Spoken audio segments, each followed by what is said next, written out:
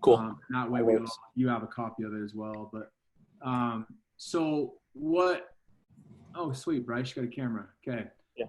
So what we're going to talk about is leading the player. First of all, I think this is great that Brendan set this up, even though there's not a lot of people on it. Hopefully we can share it and people can take advantage of it as much as they can. And really what I want to talk about is leading the player. And the reason why we're saying leading the player is because, one, it's one of the 6 tasks of a coach that we talk about in coach education, but it's also what we're doing right now in the state of COVID-19, where we have, if we are working with our players through Zoom or whatever it is, right? So we're trying to keep them motivated. So really quick, just objectives for the meeting. How are we going to motivate individuals? What's the mindset in relation to players' motivation? I'm going to turn my video off real quick because my internet connection gets bad. And then guiding and reflecting and evaluation. And I have guiding, reflection, and evaluation. And I'm going to really target reflection and the evaluation piece of that. And that's, as we lead the player, that's an important piece because we have to know the player to be able to do this. And the reflection piece helps us know them. And then as a coach or a mentor, we use the reflection piece to evaluate based on facts and non-biased, opinionated evaluation. So we're going to watch this video. Just the lady's name is Rita Pearson, and not so much, it's more the sound that matters. Sometimes the video is a little choppy. It's just a TED Talk. And there's a little piece at the end. This guy's name is Sir Ken Robinson. And they're both talking about motivating, it's education based, but motivating, how to motivate individuals. So we'll start with that. Relationships. James Comer says that no significant learning can occur without a significant relationship. George Washington Carver says all learning is understanding relationships. Everyone in this room has been affected by a teacher or an adult. For years, I have watched people teach. I have looked at the best and I've looked at some of the worst. A colleague said to me one time, they don't pay me to like the kids. They pay me to teach a lesson. The kids should learn it. I should teach it. They should learn it. Case closed. Well, I said to her, kids don't learn from people they don't like.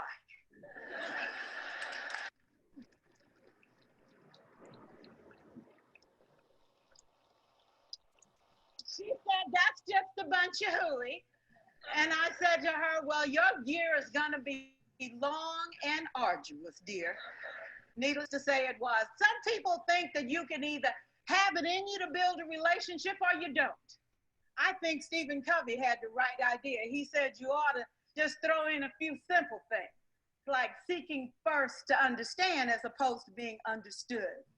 Simple things like apologizing. You ever thought about that? Tell a kid you're sorry, they're in shock. I gave a quiz, 20 questions. Student missed 18. I put a +2 on his paper and a big smiley face. He said, Miss Pearson, is this an F? I said, yes. He said, then why'd you put a smiley face? I said, because you on the roll. You got 2 right, you didn't miss them all. I said, and when we review this, won't you do better? He said, yes, ma'am, I can do better. You see, -18 sucks all the life out of you. +2 said, I ain't all bad. Teaching and learning should bring joy. How powerful would our world be if we had kids who were not afraid to take risks, who were not afraid to think, and who had a champion? Every child deserves a champion, an adult who will never give up on them, who understands the power of connection and insists that they become the best that they can possibly be. And my contention is all kids have tremendous talents and we squander them pretty ruthlessly. So I want to talk about education, and I want to talk about creativity. My contention is that creativity now is as important in education as literacy, and we should treat it with the same status. I had a great story recently. I love telling it, of a little girl who was in a drawing lesson. She was 6 and she was at the back drawing, and the teacher said this little girl hardly ever paid attention. And in this drawing lesson, she did. And the teacher was fascinated. She went over to her and she said, "What are you drawing?" And the girl said, "I'm drawing a picture of God."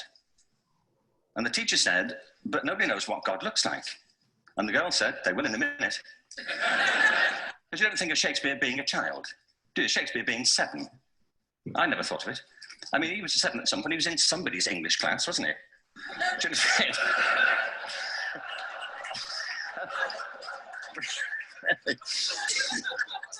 How annoying would that be? You know?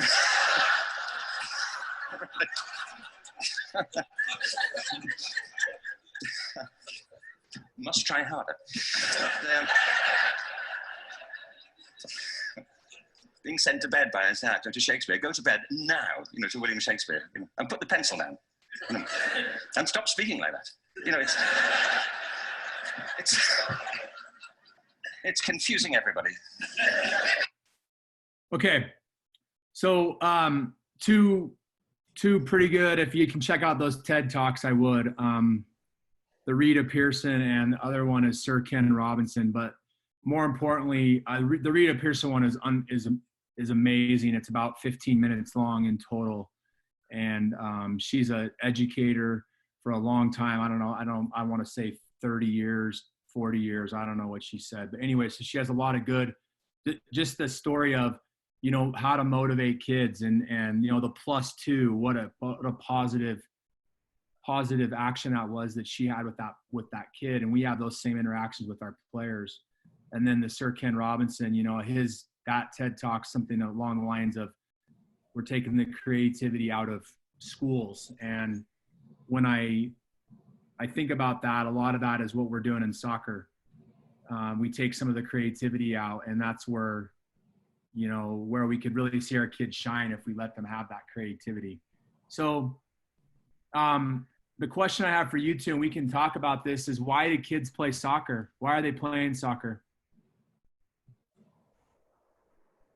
I got my answers, but Bryce, what do you think? And then I'll give mine. It's the most fun game from the youngest age. You can be involved all the time, I think. Why is it the most fun game? Why would you say that, Bryce? Well, growing up, I did basketball and baseball and football, and there's a lot of standing around. And no matter what, and I know even at the youngest ages, like you have 5-year-old rec kids that are standing as halfbacks, but that's a rarity. Most of the time, everyone is linked, everyone is connected, everyone has to do their job more than any other sport. Yeah, that's a good point. It's a really wide, I mean, the kids are involved at every, I mean, you know, like you said, even at a 5-year-old level, they might be standing around, but they're still involved in the game. They're not standing, you know, not knocking on baseball, but a lot of times you have to stand and wait and wait and wait, and it happens. I don't know, Brandon, what do you think? I kind of went through my process on this a couple months back, because we define, like, working with youth, we want them to have fun, right? That's a big objective. Kids leave the sport because they don't have fun. And I was like, well, what's the definition of fun? You know, and it really came down to 2 principles for me: definition of fun, and the thing that most all kids want when they're playing soccer is, 1, is to develop. If they're not getting better, then they lose interest in it. And so they need to be challenged to some level. And 2, relationships. It's either relationships with their coach, relationships with other teammates. But if those things are missing, then that's when the kids seem to fall away. And so they got to be developing, because I think inherently, if we're getting better at something, we find it to be kind of exhilarating or fun. And if we're not, then it starts to be, you know, boring for us. So those would be my two things: is why are they playing soccer? Is because they're challenging themselves physically in some capacity, and they want to be around other people and have relationships both on and off the field.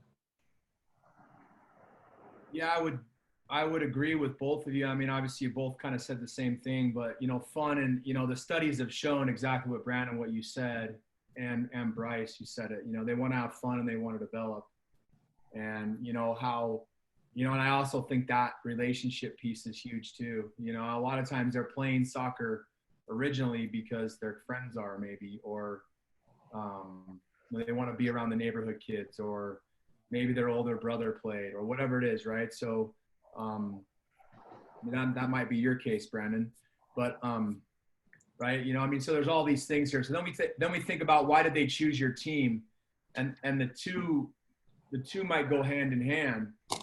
And I'll start this off. Is when we're talking about why they choose your team, I'll give you some of my ideas, and then you guys can chime in. Is they're choosing that team because the coach has created possibly the culture of fun and development. They've created some sort of culture, and that's where I'm gonna leave it back with you guys. Do you see anything different than that as to why they would choose the team? Not a whole lot in my case. Girls were friends, and they all just stuck together for a long time. Okay, so the relationship piece comes into there that I left off when I said, and I would tie that back into the culture, Bryce, which I'm sure you would agree with. But that would be you as the coach that's establishing that with, helping create those friendships by having those kids together on a team. They may have had the friendships prior, but you're now helping develop that on the team, and you're creating a fun environment where they can develop. I don't know, Brandon, thoughts? No, I agree with the word you used was culture, right? I think as a coach, I find coaching tactics and coaching skill is 10 times easier than coaching culture, like how to create the culture of a team. And that it kind of is what draws a lot of players and keeps players.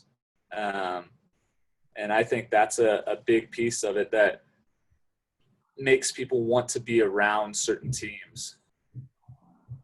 Yeah. So I would then go to, why do they want to play soccer? We don't need to answer it. It's more of, because I think the two questions we answered is why they want to play, right? And as we move through this, we go to how to motivate individuals. So now I want to move into that phase of how we're going to motivate them. And you guys both, you may, one of you two or both of you may be experts on self-determination theory. And we're going to just dive into this a little bit. But if you don't know anything about self-determination theory, but it provides a framework to help you start to develop motivation within players. And then we start to talk about extrinsic and intrinsic motivation. And that's really the start of it. And then there's 3 basic psychological needs that come into play with the self-determination theory.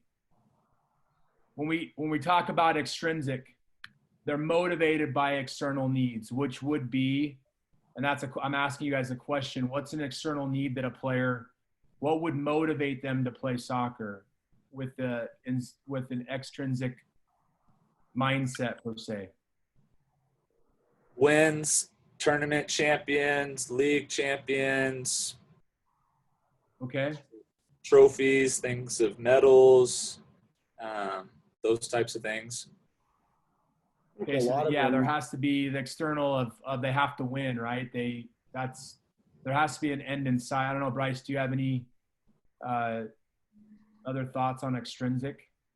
I just think once you've decided that you are a soccer player, that you've identified as a player, then you're motivated to be the best player you can be. A lot of players I have, or my kids, are like that.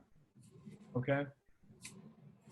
So the example I want to use of extrinsic is obviously winning tournaments, everything is great, but in the club world, we have this mindset of, I've got to be on the top team. I've got to be on a team. And that's the only thing that motivates me. If I'm not going to be on the A team, or whatever you classify it as, then I really, I just won't play. I just won't play, or I'll go find another team that can classify me as the premier player or the A team, even though it's in the same division as the B team of this other club. I don't know. It's club world lingo, which you guys are all familiar with, but that's a good example of our world that we possibly live in. I mean, I think that goes along with what Bryce was saying. It's your identity, right? So if I'm going to put this much time and energy into something, then I want to be on the best of the best, right? I don't want to put in my daily efforts at soccer practice every single day and tournaments every single weekend and sacrifice all my time if I'm not on the best team. Right. But that for me goes to, some of that goes into intrinsic. So they're doing it, they're playing the game because they love it. They want to get better at it. They do it, the pitcher, that's their friends, they're hanging out. And they do it for those reasons, along with, obviously, there's winning as a component of that and being successful at something, but how they gauge being successful is the other side of the story. And that's where us as coaches have to mold them and help them understand that, winning the trophy is not everything, right?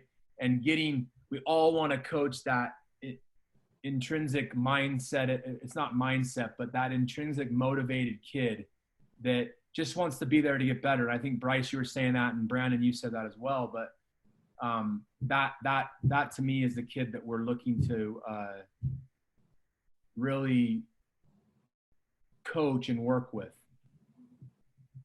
And then as we said, self-determination theory provides a framework to guide and meet psychological needs, which we're going to talk about there. And it's to start to motivate and identify intrinsically motivated individuals. Sorry, I'm pushing over my words there. But we talk about the three basic psychological needs within the self-determination theory. And the first one is competence. And we're going to go through these and what they actually are. And again, you guys may know more about it than me. So, and then relatedness. And the third one is autonomy. So when I think about competence, this is the ability to do something successful, right? Kids need to feel that. They need to feel the feeling of success. And then us as coaches have got to try to have a huge impact on the environment that we create within our teams and in that culture that we talked about that can start to give players the feeling of this. And, an example would be at your training sessions, if you've got one team that's better than the other, would you mix those teams up so they're both equally successful for the training session where, maybe all the quote unquote best players are on one team and the other players, whatever you want to classify them as, are not. And so one team is better than the other, or so how do you mix those up so they all feel successful and have that feeling? And then relatedness. So basically this is just, they want to feel like they belong. They want to feel like they're cared for. And the simple act of just saying hello and greeting them when they come to training, I think that's really has been a strong culture or strong piece of our culture within the soccer community is, greeting players as they come to training, right? And, shaking hands. Maybe that's not going to be the case now, but moving forward. But shaking hands and greeting them as they come and showing that as a coach that you care about them and you know where they're at and their teammates care. The teammates care. And then autonomy. And this is the most central in our in our psychological needs. But it's behavior that's self-endorsed. And you have to agree with it. So you have the freedom over your own behaviors. And it's self-initiating. It's you making decisions. And that gives you a sense of belonging within, it relates back to relatedness and competence, where you're starting to mold this team here out of the players. And then this ties us into a fixed mindset and fixed and growth mindset, but a fixed mindset player. So they avoid any challenge. And I'm sure we can think on teams we coach, there's kids like this. So they avoid a challenge because they maybe don't think they're going to be good enough, or they're not going to be able to succeed with it. And they lose interest. And when it starts to become harder for them, they shut down. Okay. And then they need to be rewarded. And this goes back to that extrinsic mindset, where they have to have something to play for, or they don't want to play. Or they have to be rewarded for something, even if they don't put in the work. And they get discouraged very quick, and what leads them to, they give up easily. Okay. So versus the growth mindset, which is where if we take the 3 psychological needs, we can hopefully develop this within kids, is that the players, they seek challenges. They're not afraid to try new things, right? They thrive under that pressure. They're motivated. They don't shut down when it gets harder. They're actually more motivated. They want to try it even more. And they aren't affected by setbacks either. So they don't feel like that really defines their potential. And if they don't win the game on Saturday, that's okay, because they're going to come back next week and work hard. They're going to be motivated, and they're going to try to win the game the next weekend. And they believe in hard work.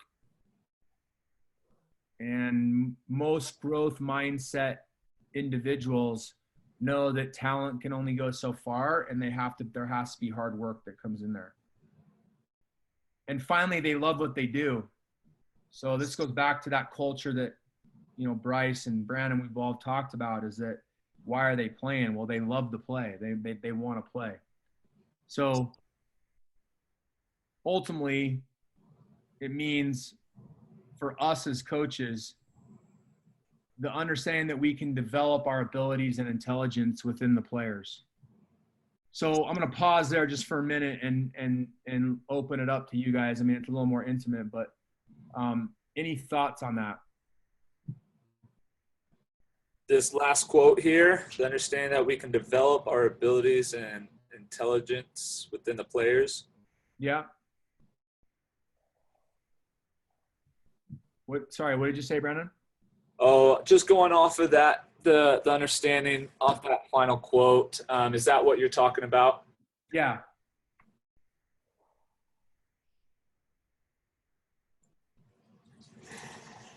Trying to think a little bit more on, obviously growth mindset is where you want your players to be and how to get them there, right? There's the intrinsic, extrinsic factors that come around with the coaching aspect. And then there's a lot of factors that come that the players just bring on their own, from the way that they were raised or different circumstances outside practice, and how to phase things in as a coach is an interesting topic. Basically how do we mold kids is really the topic that we're driving around if we're talking about growth mindset, and how to set that in and instill it from a coaching point of view at a young age. I don't know. Bryce, what do you think? Yeah, I was actually wondering if those were the 2 mindsets, like those were permanent, or if you were going to tell us how to teach the fixed mindset, because that's what I want to know. Like, you tell me how to do that. Yeah, what you guys are talking about is good, because a lot of times you got these kids at a younger age, they might come in with a fixed mindset because mom and dad, let's just use that as an example. Mom and dad have said you're going to play soccer because that's, you need to do some sort of activity, and I can take you down to the local rec center and we're going to sign you up on a team and you're going to play. And you might, and it is developed over time. I mean, that growth mindset. I did one of these with Wasatch last week, and they have a guy, Chuck Miller, which you guys may know, but he has a degree in this. So it was kind of interesting because he added a lot to it in terms of you have a fixed mindset in a player, and you can develop them into a growth mindset. I mean, how you do that though, Bryce, is another question. I think it's where it's understanding the player. It's understanding, I think you guys said it, I think Brandon may have said it, is where they're from, what their background is, understanding what their actual motivation is, and how can we help them see, to grow and become and have that growth mindset. And some players may never happen for them, and some kids it never happens in. I don't know. It's this ongoing process that us as coaches we have to deal with, because we got 18, up to 18 kids on a team that we're trying to know each one and how do we motivate each one. So, I mean, in a coaching standpoint, there's a couple different aspects that come to mind. It's like the difference between making sure every kid feels like they're important, right? And so that kids show up wanting to be there, first of all. Mm-hmm. And then maybe down the road, then it's creating more of the growth mindset that their intrinsic motivation becomes them pushing themselves. I can think of a lot of things a coach can do to make sure that a kid feels excited to be at training or at practice. But I can't think of a ton of things for a coach to do that can internalize a player to push themselves harder. Does that make sense? Yeah, I think. So like Pep, one of the things I took away from Pep a while back was one thing he always does at every single practice is he makes sure that he shakes the hand of every player as they come out to practice. And it's just like the simplest thing, but it makes sure that every player knows that you as a coach recognize that they're there and you're excited that they're there, right? Yeah, I think you're going down the right path, because that's the three basic psychological needs. And I think that one right there, relatedness and knowing that they're welcome, starts us off, right? And it gets them starting to think that they are part, or they know they're part of something and that you care about them. And so it goes down this pathway, but I don't know, there's a lot of different things, and studying guys like Pep and the pro world is a whole nother animal in terms of getting those players to buy in, and it's their job and you're dependent on them for your job. So might be a little bit different in the youth game. It is a lot different in the youth game, but we're still trying to mold individuals and be good mentors and coaches and bring them down the path. And that might be for each coach to kind of set up, right? If you want to create a growth mindset within your players, well, what's your first objective?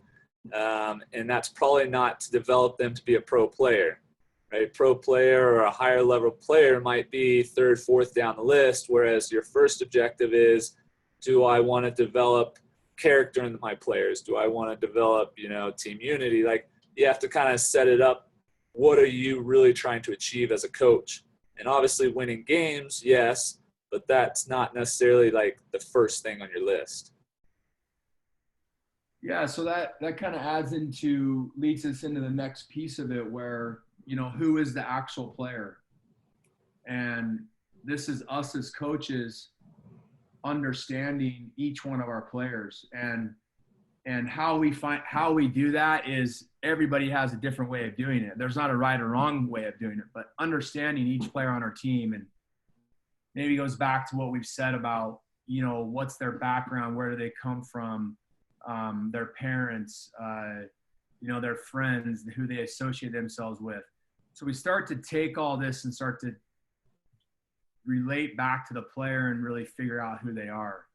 And then as a coach, we use questioning, we use discovery, and then we lead the players. And so I'm getting into more of guiding, reflection, and evaluation now. But as a coach, this is what we do. So looking at each player is going to respond differently. So how we ask our questioning, how we use discovery to guide them down the right path, and how we lead them is going to be dependent on the player that they are. And I would relate this back to, you know, some kids react more to a little more hard, I'm going to say harsh mindset, or harsh, I don't want to say harsh, but harsh coaching, I guess, is maybe the word. Strong. How about that? Strong. Strong coaching. Sorry. Strong coaching. That's a good word, Brennan. So strong coaching, and others are going to not respond to that. They're going to ball up, and they're going to say, like, my coach is mad at me. And we all know I don't know, Bryce, if you coach girls, but if you coach girls, this is a big one, right? There's, you know, some of them take offense to that, and you know, it's not, huh? High school boys that are every bit as bad. High school boys could be as bad. Exactly. They're, you know, the problem with the girls team is you make one mad, they all hate you. So you got to be really careful. The boys team, not so much. They blame the next kid. So, but you see where I'm going with who the player is. And then we dive into, we dive into reflection and evaluation. And they're two separate things, but they're very, very related. And the reflection piece, and this is a big one for me, and I post this on Instagram, and one of the ones I did most recent with leading the player, but their experience. And I think this helps us a lot as a coach to understand where they're at. And when I say that, it's what is their self-reflection? What do they think of themselves? Right? And if you've ever done that and asked a player, and I'm sure both of you have, and you sit back and you go, wow, okay, a lot of things they're saying right now are the things that I actually have evaluated them on and could assess them on, and they're actually saying it now. They're saying, yeah, I need to work on my passing game, you know, short and long. I'm not as clean. You know, I'm just using this as an example. And now as a coach, we can start to guide them through that because it's their idea. It's not ours. They've reflected on their own ability and they've said, yeah, I need to work on this. So now as a coach, we can say, okay, great. What are the steps you're going to take to do that? And then they start to walk through it. I don't know if you guys have any, Bryce, I don't know your coaching background. I do know Brandon's, but maybe you guys can both share if you've ever had that experience where you've, you know, had a meeting with a player and asked them to self-reflect and how that's gone. I'm thinking I probably should more at this point. Because there's so many times where you can sit and go over even game film and stuff and tell someone what you think, but if they're not thinking the same thing, it's usually not really that productive. So it's a matter of like, how do you, in what forum, or how do you come about asking them for their experience is probably what I'm thinking of right now, is how do I get to that point of getting feedback on someone's experience from a large group or from multiple teams. Yeah, I mean, Brandon, I'm sure you have some experience. I'm going to answer that really quick, though. Or actually, go, Brandon, I know. Do you have anything you want to share? Sorry. I mean, I can share one. I mean, I have a lot where I've had discussions with players individually. We've had discussions at teams. And I think one of the biggest things is, you know, we love soccer because of the dynamics of it. Every player on the field sees the game slightly different. And at times as coaches, we get like more of a fixed mindset where we expect them to do something, and then they see it completely different. And so knowing their perspective, and one example, this one was just this past year at an alumni event.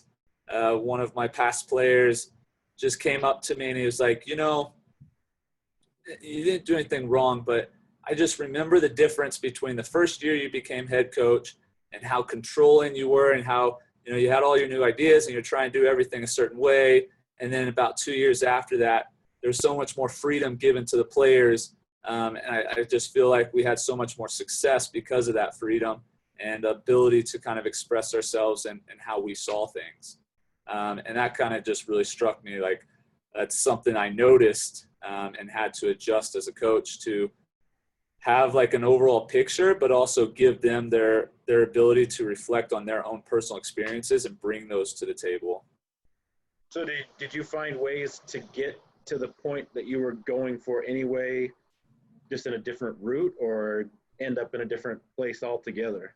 No, so really it's, as a coach, to paint the picture, right? An end result, what we're trying to achieve, and then allowing them to find the path to it.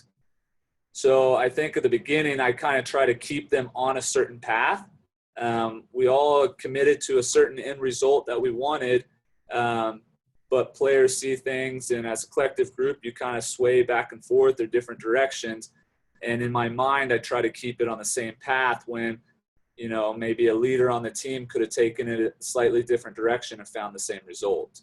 And so once I stepped back and gave a little bit more flexibility, then all of a sudden they were still going after the same result, but they were finding slightly different ways to do it. Okay. So yeah, that's really good. And, you know, you're both thinking about it. And when I say, I want you to think a little bit deeper about reflection and the self-reflection process, is that like Bryce said, he said, well, I think I should do it more.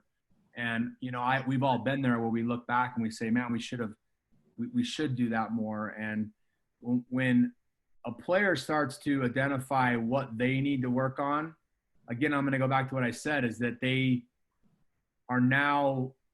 own it. It's not the coach telling them to do that. How you do that is there's many different pathways to get them to that point.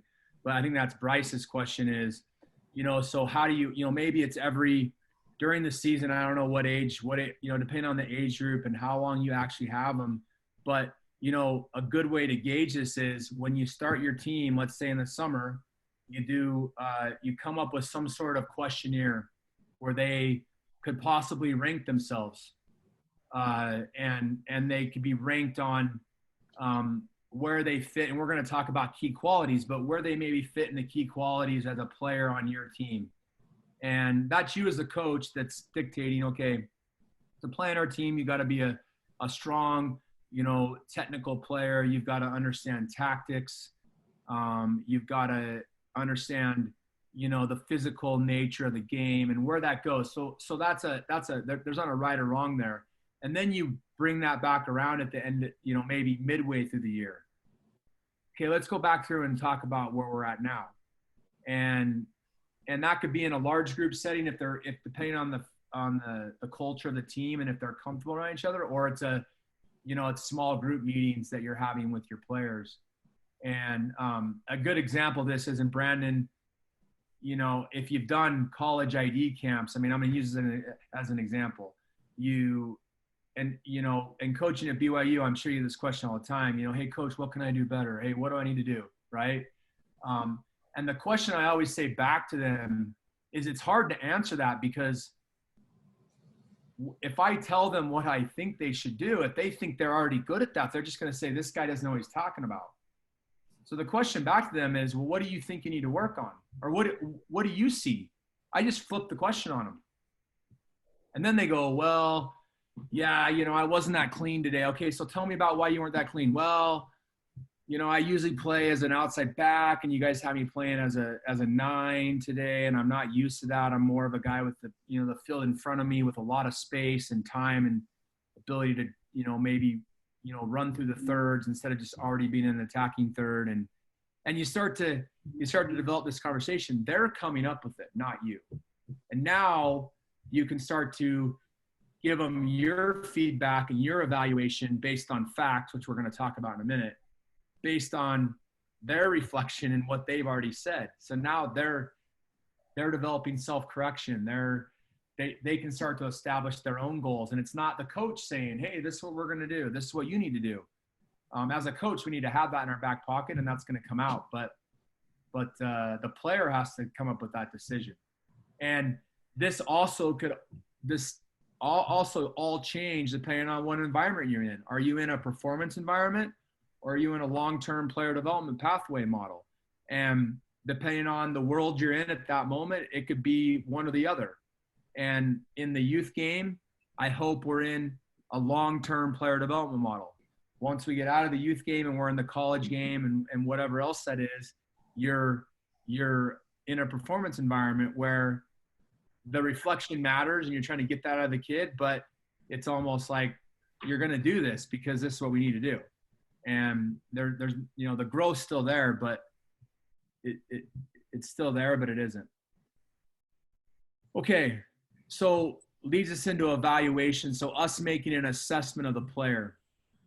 So we've now had a self-reflection, and now we're obviously at this moment, or we would be at this moment, starting to think about tryouts and what type of player we want to have on our team. And we have current players on our team that we maybe have to make a decision if we want them back on our team. And if we don't want them back on our team, or we think it's better for them to move on to another team for their development, then we've got to give a performance evaluation. And we want to stay away from the subjective point of view. So my own personal feeling, this is what I think about you, and the emotion and the outside appearance. And where we want to go with it is we want to be objective. We want to base it on facts. So if I have this self-reflection from the player, then I can go back and I can say, okay, based on facts, this is what I'm seeing. And they're quantifiable and they're measurable. Okay. And it's not, well, this is what I think. This is what happened. This is why. So one of this would be, I've been tracking people at practice. We've had in the spring, we had, 35 practices. You came to 5. That's a fact. You did come to 5. Okay. Well, how come I can't? Well, you got to come to practice. This team requires you to practice. And out of those 5 times, you told me one, or out of the other 30, you told me 2 times you weren't going to be there. The rest of them, you just didn't show up. So, and that may be a poor example, but it gives us a fact as to where that kid is at. And I'm going to throw this in there, but we want to take bias out of it and opinion out of it. We want to try to stay away from those two with it all possible. And we can always go back to a self-reflection and what they've said about themselves.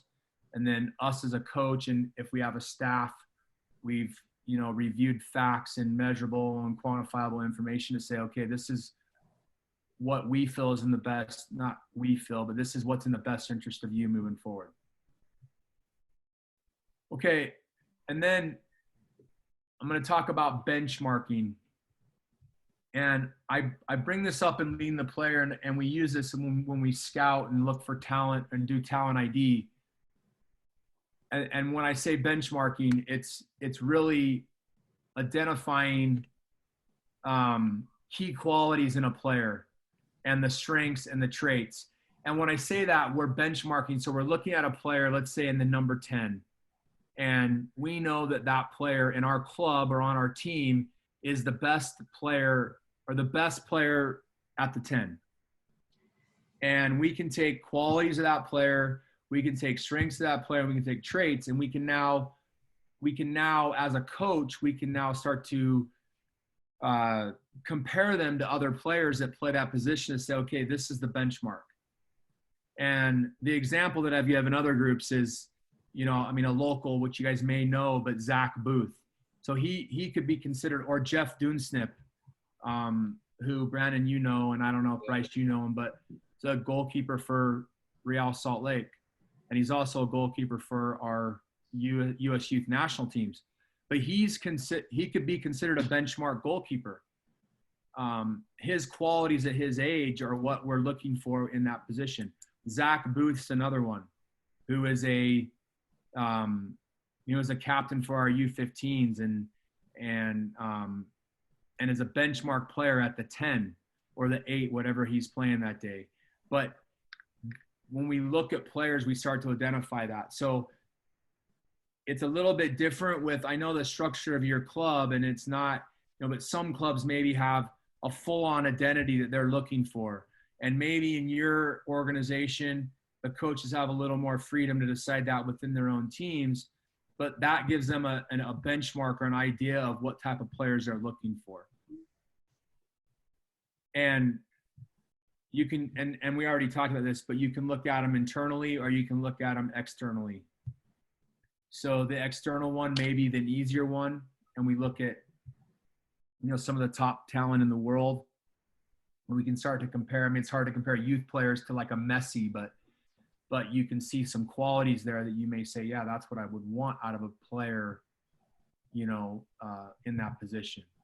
So any questions on that or any thoughts? I mean, Brandon, again, a little more open here to hear what you guys think in terms of the, you know, objective versus subjective, and taking bias out of it, and opinion, and the self-reflection piece and the benchmarking piece. I think the benchmarking piece is, for a lot of our teams, would be difficult. And so, but it's still putting kind of having the coach sit back and say, okay, these are the pieces that I want out of the year, right? So they're still benchmarking for the skill level that they're developing, but not necessarily benchmarking according to others as much. The biased one, that one's an interesting one to me. The one talking about kind of pulling your feelings out of it when you're talking to somebody.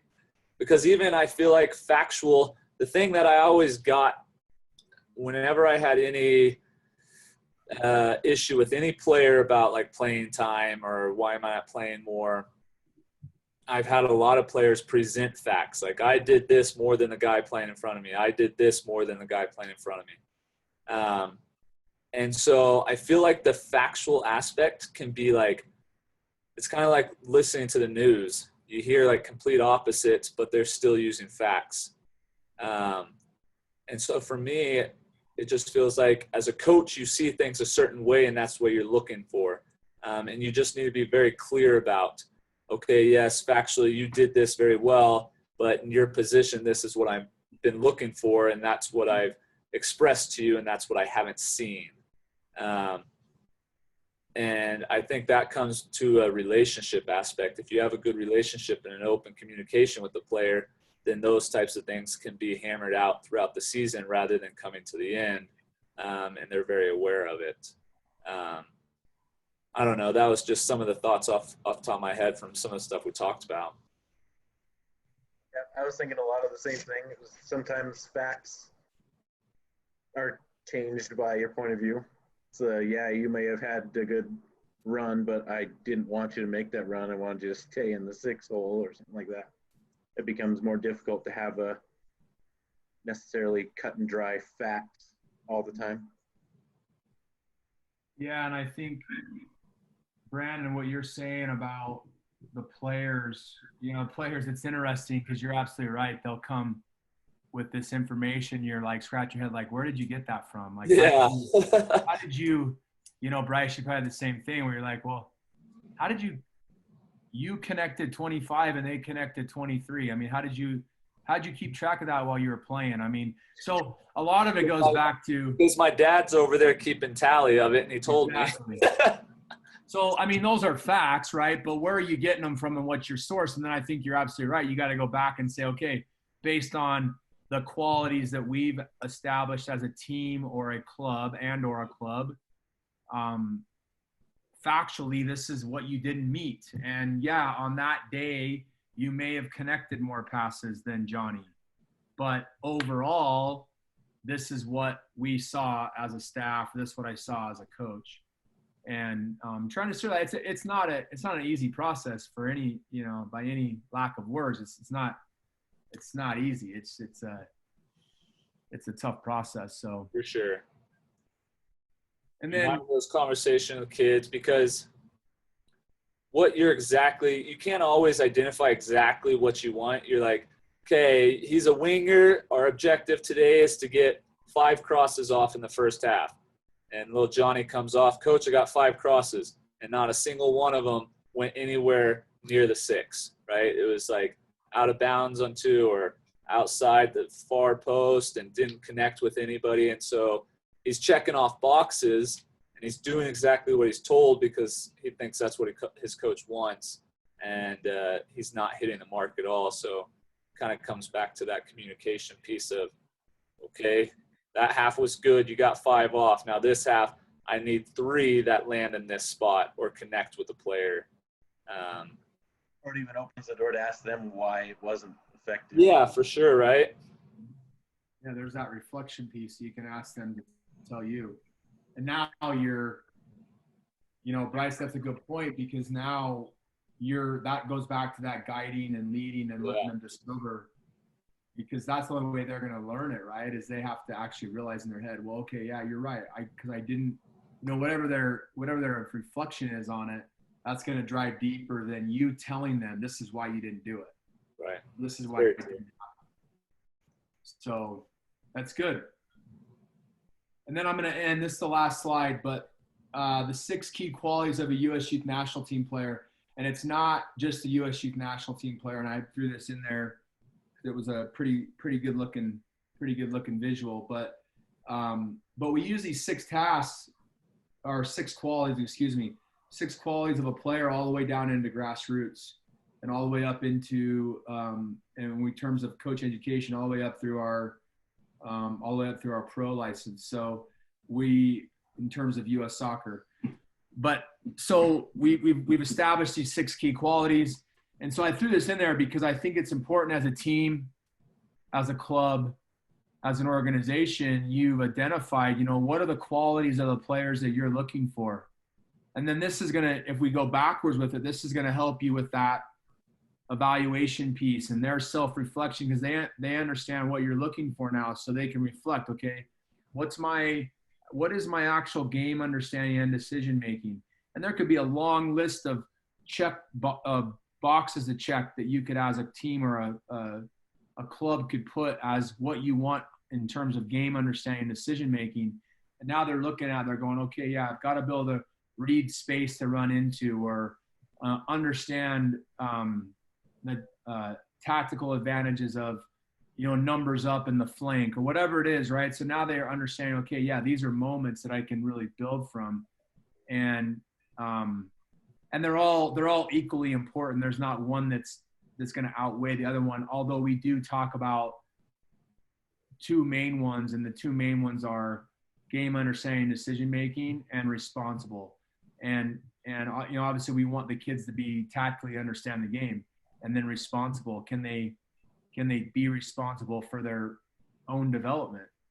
And are they responsible individuals? Are they motivated? Are they, do they have that intrinsic motivation in them? And do they have that growth mindset, and they're going to get there? And they all tie in together. But anyways, so we've had a pretty good conversation, and I'll stay on here as long as you guys want.